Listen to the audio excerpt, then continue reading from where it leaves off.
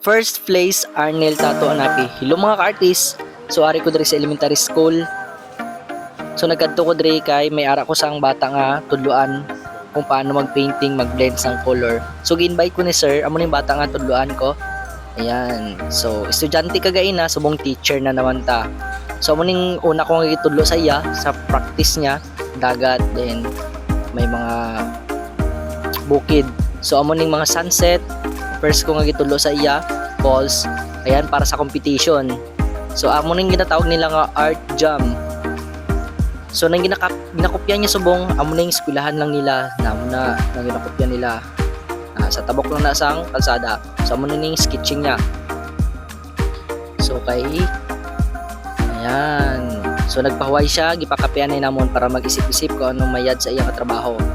So amo na ni ginatudloan ko siya kung paano i-mix ang pintura kag paano maghimo sa mga kahoy. Tanan gitudlo ko sa iya kay slow learner pa siya pero nagapamati siya. Gusto niya gid matuto kung paano mag-painting. So sa sobra ko katudlo sa iya, nag-champion siya. So kailangan subong tudloan ko pa siya para sa division.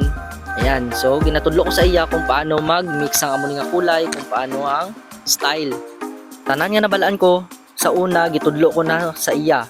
Kaya gusto ko i-share gyapon tong natutunan ko sa high school pa ko. So lagi ko nagsisikay, nadaog siya kag nagapamati siya sang tanan ko nga ginaistorya sa iya. Okay, next day amo ning gitudlo ko naman sa iya, Katunggan Eco Park.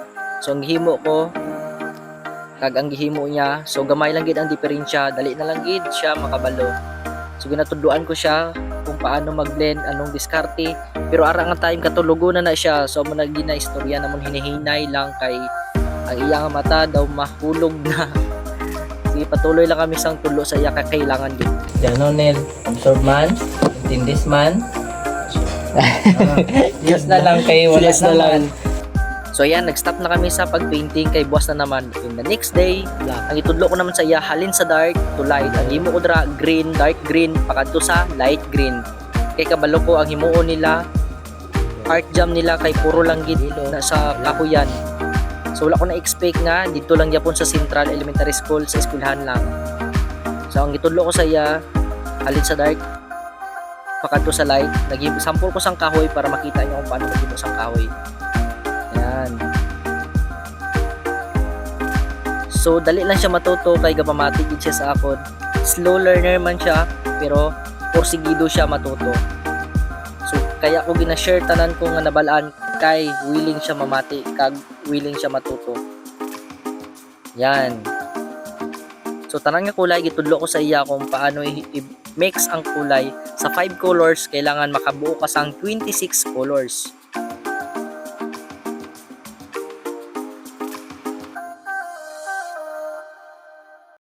So ayan, so same procedure, naghimo ko ulit sang violet, dark violet pakadto sa light violet ana.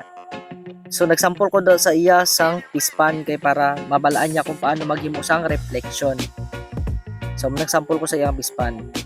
So kailangan may reflection kay base kung mag art jam na sila, makita niya dito nga may aras ang tubig tapos may reflection di siya kabalo. So naghimo ko sang reflection. Ayan. Kung paano maghimo sang tubig nga semi 3D. So kay bata pa man siya, hindi pa kayo siya kabalo mag-painting. So ginatry ko sa iya tanan nga nabalaan ko diri paano maghimo sang water reflection. And so kung makita nyo, gapamati gid siya sa akon na lagi siya naghalin dira sa tapad ko. Willing gid siya makabalo sang painting.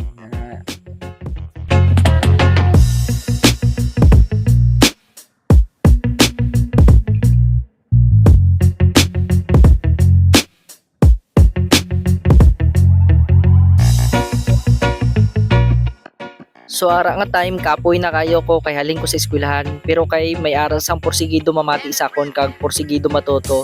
So ginahimo ko tanan biskan kapoy na ko kay gusto ko man nga makabalo siya.